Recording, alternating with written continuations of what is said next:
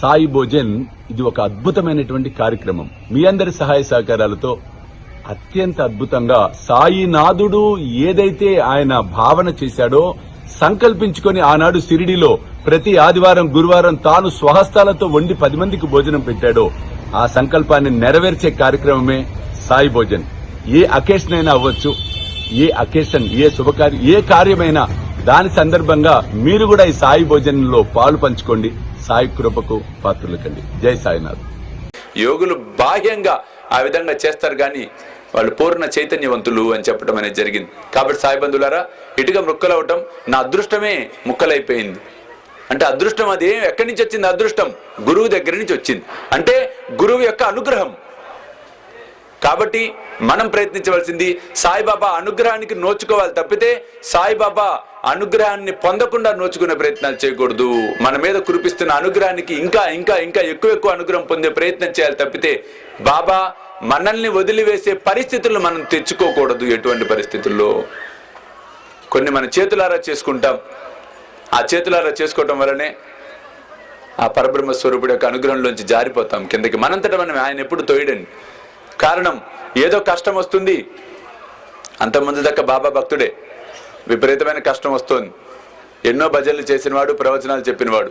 కానీ ఆ కష్టం ఎక్కువ అయ్యేటప్పటికీ నువ్వు నేను సేవలు చేస్తే నాకు నువ్వు ఈ కష్టాల నుంచి బయటపడేవా, నాకు నువ్వు సేవ చేయవా, కాబట్టి రేపటి నుంచి నీ పూజలు చేయను అని చెప్పి ఫోటోలన్నీ వెనక్కి తిప్పేస్తాడు.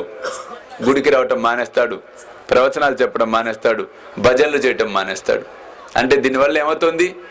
బాబా యొక్క నీడలోంచి తనంతట తానే కింద పడిపోవటం అనేది జరుగుతోంది. కాబట్టి సాయి బంధువులారా, దయచేసి అటువంటి సాహసాలు చేయకండి. మీ సమస్య తీరకపోతే నీ ఫోటో తీసేస్తా, నీ ఉంగరాలు పక్కన పెడతా, నాకు ఈ కోరిక తీరితేనే నువ్వు ఉన్నట్టు లెక్క. దయచేసి ఈ విధంగా అనకండి. ఆయన ఉంటాడు, ఉండి తీరుతాడు, మన సమస్యలన్నీ తీరుస్తాడు. కాకపోతే ప్రతిదానికి ఒక సమయం అనేది ఉంటుంది.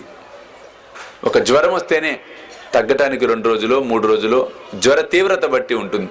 అంతే తప్పితే టాబ్లెట్ వేయగానే రోగం తగ్గిపోవాలి, లేదా టాబ్లెట్ అట్ట వాసన పీలిస్తే చాలు రోగం తగ్గిపోవాలి అంటే అది నిజంగా భ్రమ, తెలియని తనమే. కాబట్టి సంచిత కర్మల తీవ్రతలను అనుభవిస్తున్నాం. అవి ఎంతవరకు అనేది పరబ్రహ్మ స్వరూపుడైన సాయి బాబాకు మాత్రమే తెలుసు, మనకు తెలియదు.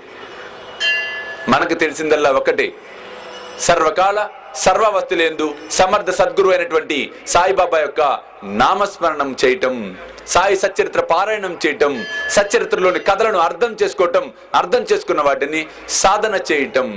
ఈ మాటలను ప్రతిరోజు చెప్పడం జరుగుతుందండి. గత 15 రోజులుగా చెప్పిన మాటలే చెప్పడం జరుగుతుంది.